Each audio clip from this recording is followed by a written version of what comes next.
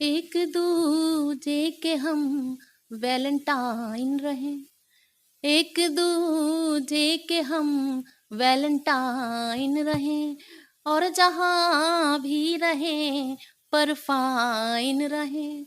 तेरी सांसों की सरगम को सुन मैं सकूं, आओ दोनों ही हम क्वारंटाइन रहें, आओ दोनों ही हम क्वारंटाइन रहे। और ये मोहब्बत की राहें ना इतनी इजी हो गई, व्यस्तताएं भी कितनी निजी, प्रेम संदेश भी सीन हो ना सके, प्रेम संदेश भी सीन हो ना सके। कभी तुम थे बिजी, कभी हम थे बिजी, कभी तुम थे बिजी, कभी हम थे बिजी। तो ये नमस्कार, मैं नैन्सी कटियार और आप देख रहे हैं एनपी न्यूज़। आज हमारे साथ एक खास मेहमान है। वैसे तो आपने हमेशा रिपोर्टिंग देखी है, लेकिन आज जो एक शख्सियत से हम आपको मिलवाएंगे, और वो शख्सियत है कवित्री डॉक्टर शुभम त्यागी। तो मैम के पीछे आपने देखे होंगे इतने सारे अवार्ड्स भी रखे हुए, पूरा अलमीरा भरा हुआ है अवार्ड से।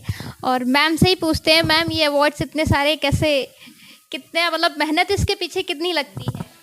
सबसे पहले तो बहुत धन्यवाद नैन्सी आपका, और आपके चैनल को बहुत सारी शुभकामनाएं कि आप ऐसे ही मेहनत करते रहें और चैनल हालांकि प्रसिद्ध है और ज़्यादा ऊंचाइयां छुए। जी, और आपने कहा कि ये जो पुरस्कार हैं ये सब, तो बस मैं अपने सुनने वालों को, देखने वालों को इतना ही कहूँगी कि मेहनत का कोई शॉर्टकट नहीं होता। आप मेहनत करेंगे, जितनी अपने पर पॉलिश करेंगे, आप निश्चित रूप से उतना आप आगे बढ़ेंगे। लेकिन हमारे यहाँ होता क्या है मैम, अक्सर कि हम अपने से ज़्यादा औरों पर ध्यान देते हैं। ये मैं कॉलेज में भी पढ़ाती हूँ, तो मैं बच्चों से भी यही कहती हूँ, अपने स्टूडेंट से भी, कि हम अपने पर ध्यान देना सीखें। और जिस दिन हम औरों को छोड़ करके खुद पे ध्यान देना सीखेंगे, उस दिन हम निश्चित रूप से ऐसे हज़ारों पुरस्कार प्राप्त कर सकते हैं। तो सुनने वाले, देखने वालों से, महिलाओं से, लड़कियों से ख़ास तौर से ये निवेदन कि हम अपने आसपास क्या हो रहा है, किसने क्या पहना है, कौन कहाँ जा रहा है, उससे ज़्यादा अगर हम अपने पर ध्यान दें, यानी अपनी पॉलिशिंग पे ध्यान दें, तो निश्चित रूप से ऐसे बहुत सारे हम पुरस्कार हासिल कर सकते हैं। मेरा ऐसा मानना है। नहीं नहीं मैम, बहुत सही मानना है। एक्चुअली आज के जो सामाजिक है वहाँ पे लोग अपने ऊपर छोड़ के दूसरे के ऊपर ज़्यादा ध्यान देते दूसरे, हैं हाँ बिल्कुल। कि अरे आज वो कहाँ जा रही है, क्या कर हाँ, रही उन है। चीज़ों से जी। ज़्यादा मतलब हो गया है। अगर हम उतना ही ध्यान अपने पर दें, तो हम, और उसमें अगर कोई कमियां हैं तो उसको सुधारने का प्रयास करें, तो वो मैं समझती हूँ कि वो उसका विकास उसमें ज़्यादा होना है ना। हम दूसरों की कमियां, चीज़ों पर ज़्यादा ध्यान देते हैं, वो गलत हो जाता है, और हम कहीं ना कहीं फिर उस दौड़ में पीछे रह जाते हैं। मैम, कविताओं का दौर आपका कब से शुरू हुआ? आप हमारे दर्शकों को बताइए कि कब से आपने कवि, क्योंकि आपने इतनी सारी डिग्री हासिल की है, मैम ने एमफिल भी किया है, बीएड भी किया है। मैम खुद, आप खुद बताइए क्या क्या। बस मुझे शौक़ रहा, और हमेशा से ही कुछ अलग करने का, है ना। जैसे मैं स्कूल टाइम से ही मतलब मल्टीटास्कर टाइप रही, और जहाँ मैं गेम्स में भी ठीक ठाक थी, मैं बास्केटबॉल भी खेला करती थी, वहीं मैं क्लास की प्रीफेक्ट भी थी। जबकि कई बार मेरे घर वाले नाराज़ हो जाते थे कि तुम बस खेल में और यहाँ बच्चों को चुप कराने में लगी रहती हो, है ना। लेकिन फिर भी बस मेरे, क्योंकि बचपन से मुझ में कुछ अलग करने का, अलग चीज़ों का, स्टेज का, चीज़ों का शौक़ रहा। स्टेज मैंने बचपन से ही, स्कूल कॉलेज टाइम से ही मैंने डांस, एक्टिंग वो बहुत की। कहीं ना कहीं उसका भी इफ़ेक्ट रहा, और कॉलेज टाइम से ही एक लिखने का भी एक थोड़ा सा शौक़ रहा। जैसे तुकबंदियाँ अक्सर हो जाती हैं नई उम्र में, है ना, कि भाई शेर व शायरी, पहले मैसेज भी चला करते थे मोबाइल पर भी, वो भी तुकबंदियाँ ही हुआ करती थी। तो वही तुकबंदियाँ रहीं, और उसके साथ साथ पढ़ाई भी होती रही। जैसा कि आपने भी कहा कि इतनी सारी चीज़ें कर ली। मैं 5 सब्जेक्ट में मैंने एमए भी किया हुआ है, एमएड है, बीएड है, एमफिल है, पीएचडी है। तो ये सब चीज़ें शौक़ के कारण बस चलती रही। मुझे पता ही नहीं चला मैं कब में इतनी सारी चीज़ें एक साथ में कर डाली ऐसे ही। और वही रहा कविता का भी, कि धीरे धीरे धीरे रेडियो से जुड़ना हुआ, संस्थाओं से जुड़ना हुआ, क्योंकि कविता की मैं जो मानती हूँ, प्रथम पाठशाला गोष्ठियाँ ही हैं आज भी। अगर आप कवि सम्मेलन करना चाहते हैं, जो नई महिलाएं, लड़कियां हैं या बच्चे हैं जो इस क्षेत्र में उतरना चाहते हैं, वो बहुत जल्दी बड़े मंचों पर पहुंचने की ना करें, क्योंकि जो शॉर्ट्स होते हैं वो एकदम से तो आपको उड़ान दे देते हैं। आपको हो सकता है 1-2 साल में आप बड़े मंच पढ़ लें, लेकिन जो सुधार होना चाहिए चीज़ों में, जो स्टेप बाय स्टेप अगर आप सीढ़ियाँ छोड़ के सीधा ऊपर चढ़ जाएं तो वो कहीं ना कहीं गिर भी सकते हैं, गिरने के भी चांस हैं। तो वही है कि आप गोष्ठियों से प्रारंभ करें, क्योंकि गोष्ठियाँ आज भी हमें कविता लिखना सिखाती हैं। एक तरीके से हमारी भूल सुधार होती है और हम कुछ नया लिखते हैं। मंच हमें बहुत ज़्यादा नया लिखने वाली चीज़ें नहीं कई बार हो पाती, क्योंकि मंच पे प्रस्तुति भी होती है। गोष्ठियाँ हमें नया लिखने के लिए भी प्रेरित करती हैं। तो गोष्ठियों से प्रारंभ करें और धीरे धीरे आगे बढ़ें। तो रेडियो भी मेरा कहीं ना कहीं उसमें मुझे आगे बढ़ाने में, मेरी कविताओं को करने में सहायता रही। नजीबाबाद डिस्ट्रिक्ट बिजनौर में रही तो रेडियो का भी मेरे लाइफ में कुछ अलग सा मतलब टर्निंग पॉइंट जिसे कहते हैं। मैं रेडियो आकाशवाणी से कई वर्षों तक जुड़ी रही, एज ए फोक सिंगर भी जुड़ी रही। मैं रुहेलखंडी फोक में मेरा भी हाई ग्रेड निकला हुआ था। पहले वो मुझे एज ए टॉकर बुलाते थे, फिर आवाज़ क्योंकि ठीक ठाक थी तो एक एग्ज़ाम निकला था रेडियो एंकर का, तो वो पास हो गया था। तो कई साल आरजे भी रही, आकाशवाणी उद्घोषिका कहते हैं उसमें। और फिर वहीं से बस कविताएं रहीं, मंच मिलते रहे। पहले गोष्ठियाँ थीं, फिर लकीली माँ सरस्वती का कहीं ना कहीं आशीर्वाद, अपने बड़े लोगों की शुभकामनाएं, और बस मंच मिलते चले गए। मंच मिलते चले गए, वो कारवां बढ़ता चला गया। अच्छा मैम, इस दौरान आपको कुछ परेशानियाँ हुई, क्योंकि एक महिला के तौर पे काफ़ी कुछ झेलना पड़ता है, अब घर को भी सँभालना, फिर बाहर भी आपको जाना है, और अधिकतर जो कवि सम्मेलन होते हैं वो रात के ही प्रोग्राम होते हैं। तो ऐसा कभी कुछ रहा हो कि परिवार से आपको सुनने को मिला हो, भाई रात में नहीं जाओगे, महिला हो, इस तरीके का कभी रहा है? आपका प्रश्न बिल्कुल ठीक है। और मेरे जैसी जाने कितनी लड़कियां, कितनी महिलाएं मैम होती हैं जो बहुत अच्छा लिखती हैं, है ना, बहुत अच्छा कर सकती हैं, लेकिन परिवार के बंधनों के कारण, परिवार के जो बाउंडेशन है उनके कारण उनकी जो कविताएं हैं वो डायरियों में बंद होकर रह जाती हैं। लेकिन मेरा जो लोग ऐसा रोकते टोकते हैं उन लोगों से भी ये निवेदन कि एक बार विश्वास तो करके देखिए अपने घर की लड़कियों पर, महिलाओं पे, शायद वो कुछ और अच्छा कर सकें। तो मेरे साथ ही कहीं ना कहीं प्लस पॉइंट रहा कि मेरी खुद की, मेरी मदर इन लॉ और मेरे हस्बैंड, इवन बच्चे भी, कि मुझे कभी लगा ही नहीं कि कुछ कोई डांट वाली स्थिति या पूछने वाली स्थिति। तो मुझे हमेशा उन लोगों का इतना सपोर्ट रहा कि कई बार मैं भी मना कर देती थी कि नहीं, अब मैं, देर हो गई है या देर हो जाएगी। जैसे स्टार्टिंग में मुझे लगता था कि लेट हो जाएगी, सुबह हो जाएगी आते आते। तो लेकिन परिवार ने जो जो मेरी बैक जो स्ट्रांग थी वो परिवार के कारण थी। हस्बैंड ने, मदर इन लॉ ने कहा कि नहीं कोई बात नहीं, हम परिवार संभाल लेंगे, तुम तो कार्यक्रम करो। बहुत बार ऐसा हुआ कि मैंने कहा नहीं, जैसे स्टार्टिंग में, अब तो मुझे आदत हो गई है, जैसे दूर जाना होता था तो मैं हस्बैंड को कहती थी यार आप चलो, है ना। जैसे एमपी के कार्यक्रम, शुरू में हमें विश्वास भी नहीं होता कभी सम्मेलनों की दुनिया में भी, क्योंकि नया क्षेत्र है, हम कवियों को नहीं जानते, आयोजकों को नहीं जानते। अब तो धीरे धीरे आकर मैम, क्योंकि कवि जो समाज है, जो कवि है, वो भी एक तरह से अब रिश्तेदार की तरह से हो गए हैं। जैसे हम रिश्तेदारों पे विश्वास कर सकते हैं, हमारे मामा बुआ के भाई बहनें होती हैं, उन पर हम, उनके साथ हम कहीं जा भी सकते हैं, उन पर हम सेफ फील करते हैं। तो वही चीज़ एक समय के बाद कविता जगत में भी आ जाती है। जब हमें कई साल हो जाते हैं तो हमें व्यक्ति की पहचान हो जाती है और कुछ लोग हमारे रिश्तेदारों जैसे हो जाते हैं। तो उन कवियों का भी सहारा रहा, बिल्कुल। बहुत सारे कवि, कवित्रियाँ भाई बहनों जैसे होते हैं जिनके साथ हमें लगता है कि हम सेफ हैं। और परिवार तो महत्वपूर्ण है ही महिला के लिए, नहीं तो मेरी ऐसी बहुत सारी फ्रेंड्स हैं, बहुत सारी ऐसी महिलाएं जिन्हें मैं जानती हूँ कि वो प्रतिभा होने के बावजूद भी, पढ़ी लिखी होने के बावजूद भी वो घर की चार दीवारी में ही रह गई। तो महिलाओं के लिए मैं तो कहीं ना कहीं बहुत लकी अपने आप को मैं मानती हूँ कि परिवार ने, रोकने की तो बात ही छोड़ दीजिए मुझे, अगर मैंने भी कभी अपने आप को ये सोचा कि छोड़ो मैं नहीं जा रही हूँ। जैसे स्टार्टिंग में मैं हस्बैंड से कहती थी आप चलो, जॉब के चलते वो नहीं जा पाते थे, लेकिन वो भी चाहते तो मना कर सकते थे कि तुम भी छोड़ो, कहाँ जाओगे इतनी दूर, लेकिन उन्होंने कहा नहीं, अब मैं कब तक तुम्हारे साथ चलूँगा, तुम्हें बहुत ऊंचाइयाँ छूनी है, बहुत विभिन्न जगह जाना है, अब्रॉड से भी बहुत सारे चीज़ें चल रही हैं कि अब तो मैं तुम्हें कहाँ तक साथ लिए मेरे साथ कहाँ तक तुम चलोगी। तो वो जो परिवार का सपोर्ट रहा, शायद उसी कारण से मैं यहाँ तक आ पहुँची। क्योंकि मैम आज के डेट में मतलब बहुत सारी महिलाएं अपनी प्रतिभा को छिपा देती हैं, फैमिली सपोर्ट नहीं मिल पाता है, 4 तरह की बातें होती हैं उस लेकिन आज जो मैम हैं तो आप तो एक नाम बन ही चुकी हैं, लेकिन जो बैक सपोर्ट, जो बैकबोन है वो फैमिली है। और मैं भी ये कहूँगी कि जो भी महिलाएं हैं, जो बेटियां हैं, अगर फैमिली वाले ट्रस्ट करते हैं ना, तो वो बहुत ऊँची उड़ान भर जाती हैं। विश्वास देखिए करना पड़ेगा बेटियों पर। और आप तो जानती हैं, अब नैन्सी जी खुद एक बेटी हैं और आप पत्रकार हैं, इतना सब कर रही हैं। और पत्रकारिता भी आसान नहीं है, आपको भी न्यूज़ लेने के लिए दिन रात लेकर जा कर के आपको न्यूज़ लानी पड़ती होगी। आप खुद इसका सशक्त उदाहरण है। अगर आपके भी माता पिता ने आपको रोक लिया होता कि नहीं नैन्सी तुम्हें तो घर में ही रहना है, ऐसे न्यूज़ व्यूज़ लेने कहीं किसी में खतरे भी हो सकते हैं, लेकिन अगर हम अपने आप स्ट्रांग हैं, है ना। आप भी देखते होंगे कि आप बहुत सारी जगह जाती होंगी, लेकिन महिलाओं के अंदर एक जो अच्छी बात है कि उनकी सिक्स सेंस बहुत स्ट्रांग होती है।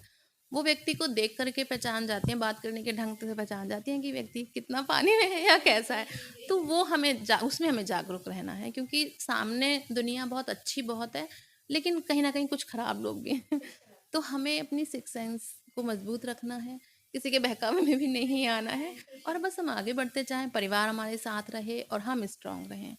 और वैसे भी मैं ये मानती हूँ, मुझे ये लगता है कि जो कमज़ोर महिला होती है, दबाया भी समाज ज़्यादातर उसको ही दबाता है। आप स्ट्रांग बन के निकलिए, जल्दी से बाहर भी किसी की हिम्मत नहीं है कि कोई आपसे भिड़ जाए। ये मुझे ऐसा लगता है, कितनी बार आप ट्रेन वेन में, जैसे हम फ्लाइट में अकेले सफ़र करते हैं, तो हमें कभी कोई दिक्कत नहीं लगती, बल्कि हमें महिला होने के फ़ायदे मिल जाते हैं। ये होता है, आजकल पुरुष थोड़ा-सा परेशान भी हो जाते हैं महिलाओं से। महिलाएं, हाँ, हमें फ़ायदे मिल जाते हैं कि भाई लेडीज़ हैं, तो ठीक है। फ़ायदे। अच्छा मैम, कविताओं में या कवियों में आपके आइडल कौन रहे हैं, जिनको देख के आपको लगता हो कि मुझे ऐसा बनना है, इस ट्रैक पे चलना है? आपका अच्छा प्रश्न है। हालांकि मैं बहुत सारे पुराने कवियों को, सबने आप सबने भी पढ़ा है ना, मैं भी पढ़ती रही बचपन से ही।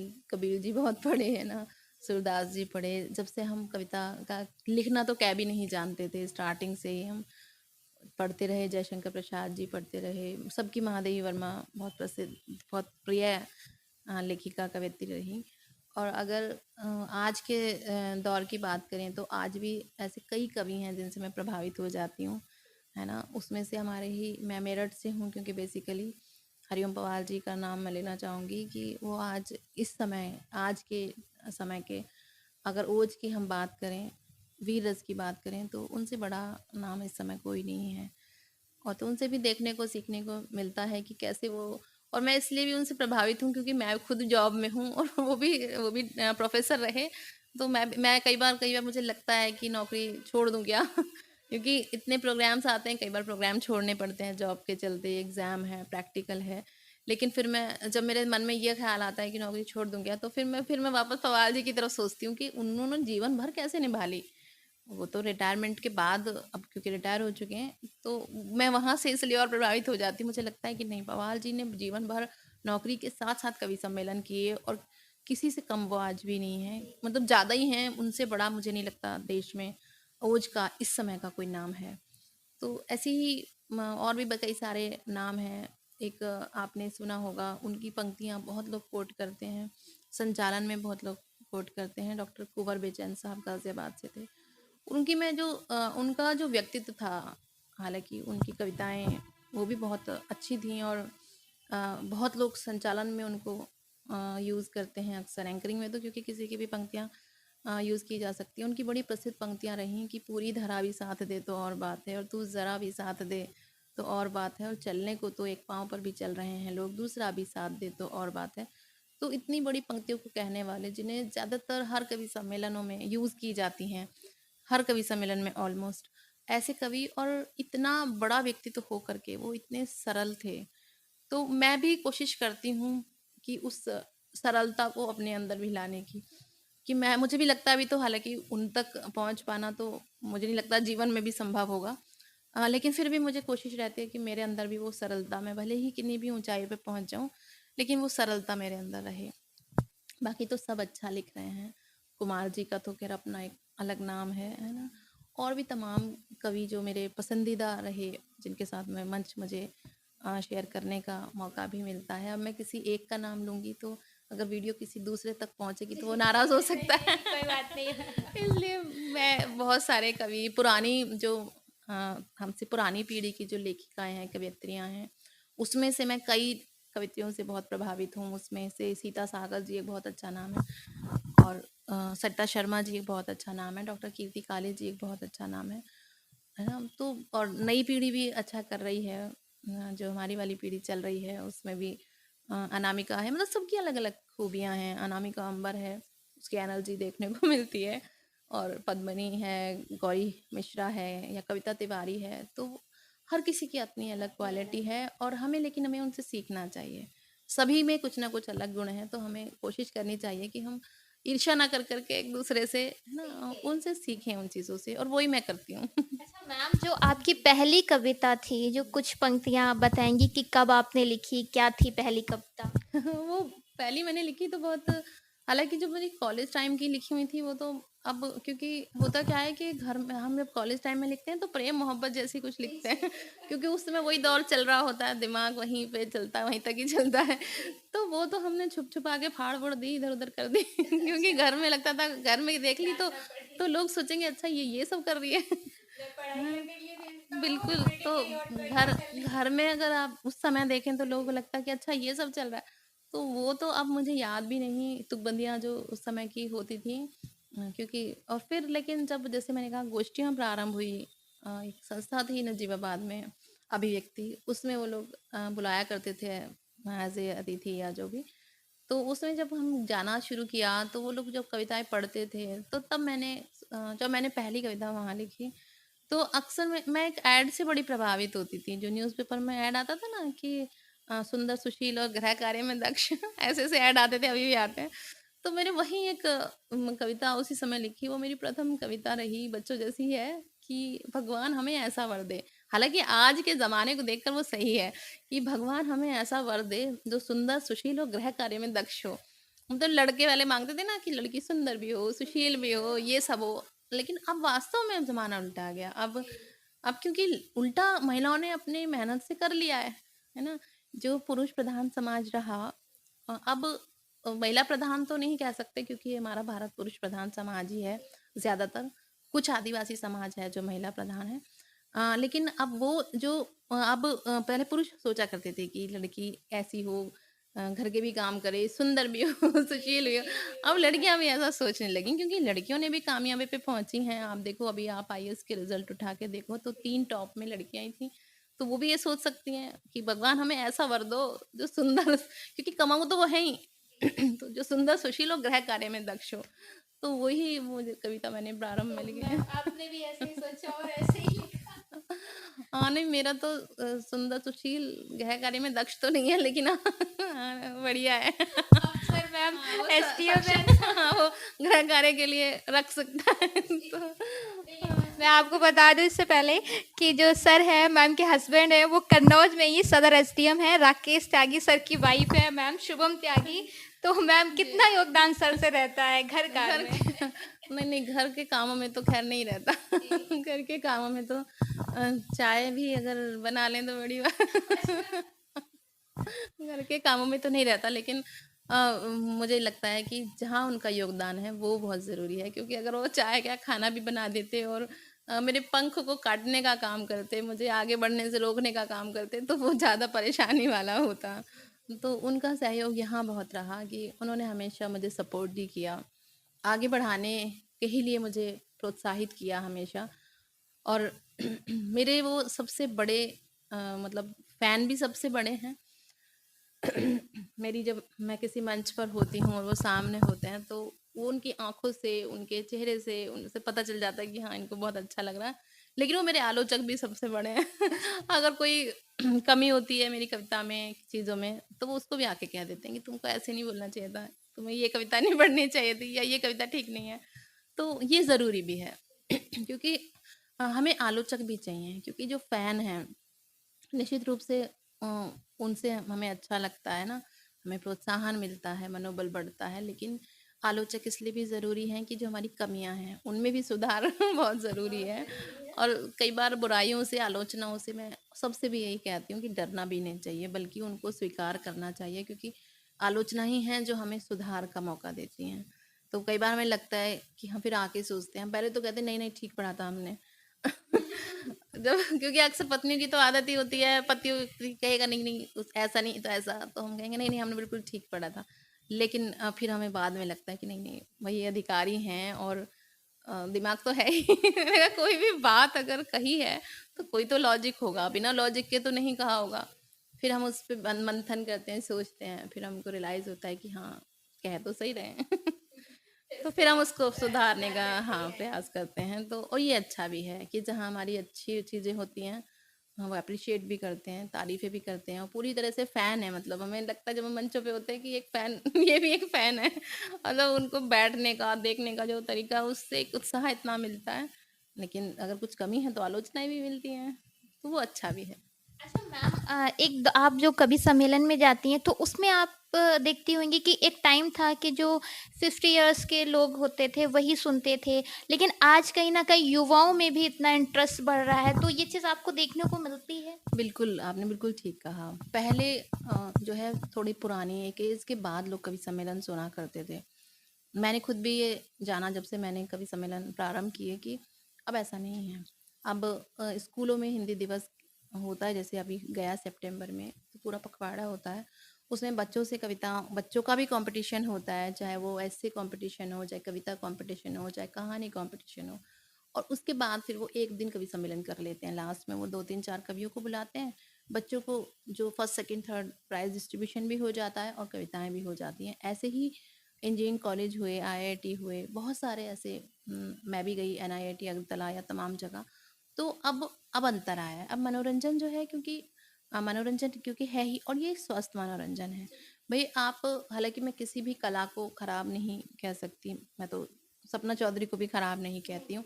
उसके अलग श्रोता हैं, चीज़ें अलग हैं, लेकिन अगर हम स्कूल कॉलेजों में सपना चौधरी को बुला करके हम नचवा दें, तो बच्चों को मैं नहीं समझती कोई आप वो मैसेज दे पाएँगे।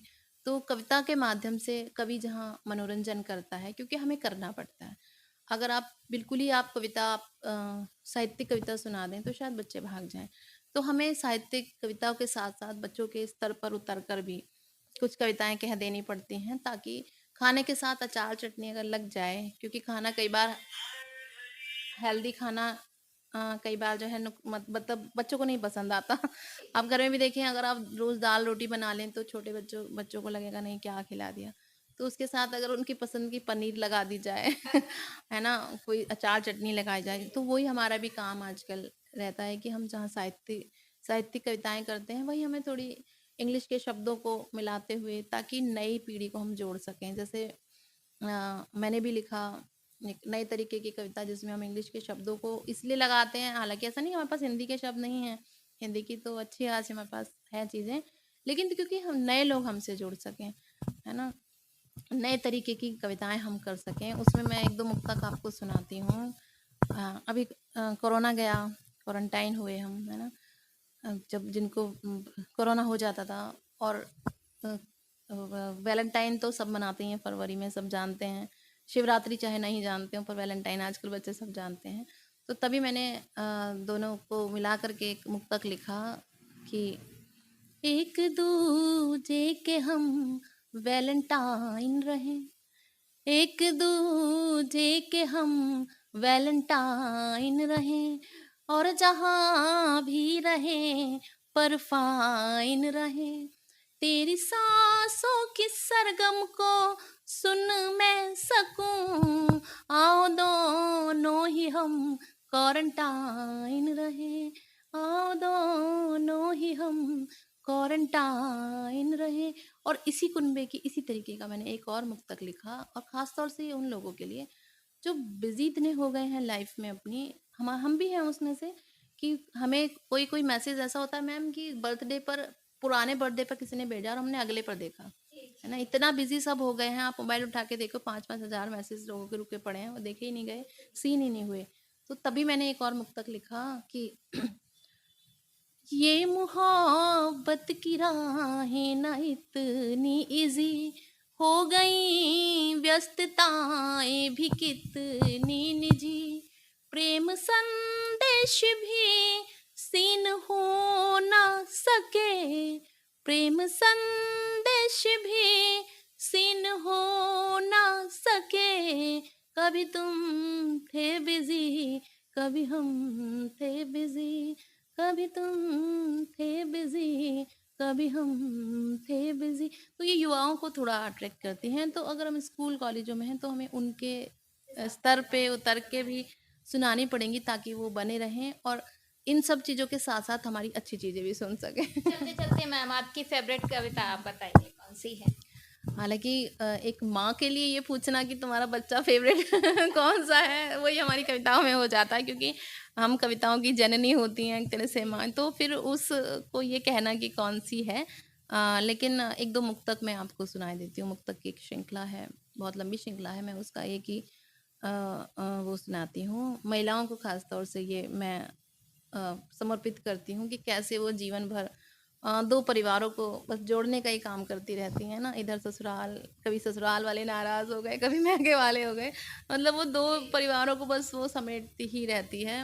हालाँकि आपके दर्शकों से आप कहिएगा कि मुझे यूट्यूब पे सुनेंगे तो मैं शुभम त्यागी सर्च करेंगे तो लड़की खुलेगी तो मैं ही होंगी। अच्छा अच्छा, अब आप जो भी हमारे दर्शक हो जो देख रहे हो तो यूट्यूब पे प्लीज़ सर्च कर लीजिए डॉक्टर शुभम त्यागी नाम से मैम का कवित्री चैनल। शुभम त्यागी कभी करेंगे तो मिल जाऊंगी।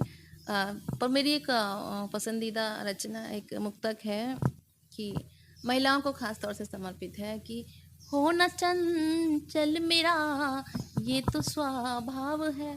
आप देखो महिलाएं बड़ी चंचल सी होती हैं। आप जिस घर में लड़कियां होती हैं उसमें बड़ी चहल पहल, त्योहारों पे भी बहुत खूबसूरत सा रंगोली बना हुआ, मतलब अलग ही आपको माहौल दिखेगा कि हो न चंचल मेरा ये तो स्वभाव है, जितनी गहरी हूँ उतना ही ठहराव है, दो तटों को हमेशा ही साधे रही, आप कहते हैं नदियाँ में भटकाव है, आप कहते हैं नदियाँ में भटकाव है।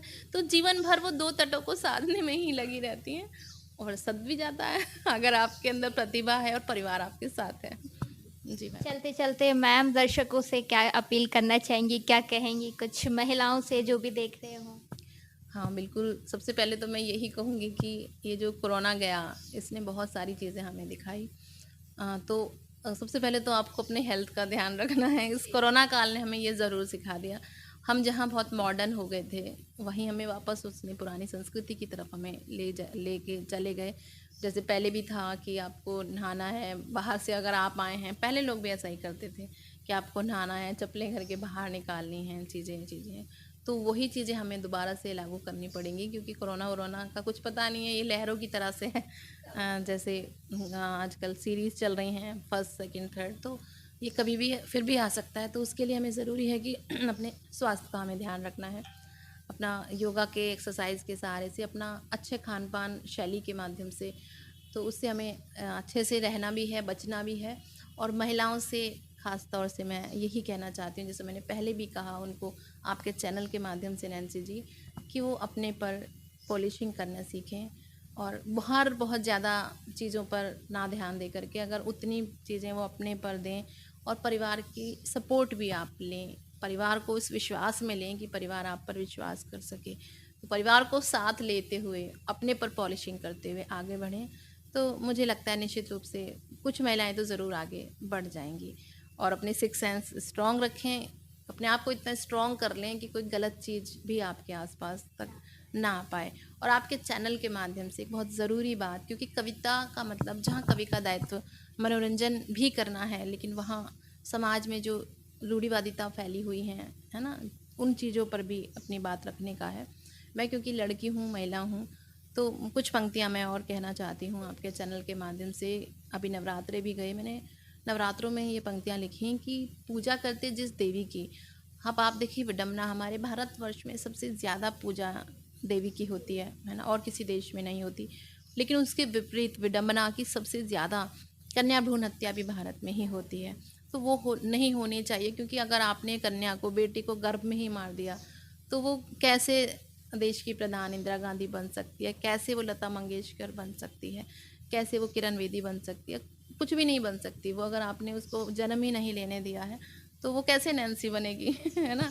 अगर हम भी कन्या भ्रूण हत्या की भेंट चढ़ गए होते, और ख़ास तौर से मुझे कई बार लगता है कि अगर मेरे समय में भी ये सोनोग्राफी सेंटर बहुत ज़्यादा बन गए होते, या मेरे माता पिता भी उतने अलर्ट होते कि भाई बच्चे लड़कियां नहीं पैदा करनी है, तो मैं भी नहीं होती आपके सामने, क्योंकि हम भी 4 बहनें हैं और 4 बहनों में मैं सबसे छोटी हूँ तो मैं भी भेंट चढ़ गई होती कहीं ना कहीं, क्योंकि समाज उस तरीके का स्ट्रक्चर बन गया है कि बहुत सारी बेटियां दहेज, इसके बहुत सारे कारण अलग अलग हो बेटी के सकते पैदा होने से पहले ही सोचने लगते हैं कि कैसे हम दहेज इकट्ठ। मैम, इसका एक ये भी है कि दहेज के लिए भी एक पिता, मतलब अगर भ्रूण हत्याएं होती तो कहीं ना कहीं ये रीज़न है कि जो आज जो दहेज मांगा जाता है 20 लाख, 25 लाख, 30 लाख, मतलब ऐसे नॉर्मली शादियां होती हैं, तो कहीं ना कहीं जो बिकते मेरा हैं एहसास, दूल्हे जी दूल्हे लड़के बिकते हैं, बोली लग, मैम कहते हैं कि मेरे बेटा ने तो एमबीबीएस किया है भाई, 50 लाख रुपए मैंने खर्च किया तो एटलीस्ट 60 लाख तो मैं लूंगा ही लूंगा विद बोनस, ऐसा रहता है। तो वही समाज देखिए हम आपसे बना है, और महिलाओं से, लड़कियों से मैं ये भी निवेदन करना चाहती हूँ आपके चैनल के माध्यम से कि वो, तभी मैंने कहा ना, अपने पे पॉलिश करना सीखो। अगर आप अपने आप में सक्षम हैं तो दहेज फिर बहुत ज़्यादा आगे नहीं आता। मुझे ऐसा लगता है कि अगर आप अपने आप में स्ट्रांग हैं तो, हालांकि दहेज के लालची लोग बहुत हैं, लेकिन ऐसा भी नहीं है, अभी भी बहुत अच्छा भी समाज है कि जहाँ दहेज की कोई बात नहीं होती। हम लोग, मैंने जैसे कहा कि हम लोग 4 बहनें हैं, मेरे पापा को भी बहुत डर लगा होगा अपने टाइम में कि भाई कैसे शादियां होंगी इस महंगाई के दौर में, 4 4 बेटियों के बाद। लेकिन मेरी चारों बहनों में से मैं खुद भी उसमें से एक हूँ चौथी, कि किसी ने भी कोई डिमांड कभी नहीं करी। तो ऐसे भी लोग हैं, तो हमें ये देखना भी है कि जो दहेज की मांग शुरू में ही करता है वहाँ हमें शादी ही नहीं करनी है, क्योंकि अगर आपने एक बार मांग भर दी तो वो जीवन भर फिर उसको लगता रहेगा कि मांग भरी जा सकती। तो ऐसी मांग की जगह तो बिल्कुल ना करें, चाहे थोड़ा वेट कर लें। और बात हम कन्या भ्रूण हत्या की भी कर रहे थे, चलते चलते मैं वहीं से जोड़ती हूँ कि पूजा करते जिस देवी की, क्योंकि जैसे मैंने कहा सबसे ज़्यादा कन्या भ्रूण हत्या भी भारत में ही होती है, विडम्बना भी है कि पूजा करते जिस देवी की, उस देवी का वध किया और वंश चलाने की चाहत में जननी को ही मार दिया। वंश चलाने की चाहत में जननी को ही मार दिया, और 9 दिन करते व्रत और पूजा, 9 माह भी ना अंश दिया, और बनती तेरे भाल की शोभा, जन्म मगर न तूने दिया। तो ये उस अजन्मी कन्या के मन की पुकार है कि जो वो कहती है मुझे कम से कम जन्म तो लेने दो। अगर आपने जन्म ही नहीं लेने दिया तो फिर सारी चीज़ें आपको कैसे, क्या पता कल वो देश का बड़ा नाम करे। आपने उसको जन्म ही नहीं लेने दिया। तो इन्हीं पंक्तियों के साथ पुनः से आपको और आपके चैनल को बहुत शुभकामनाएं।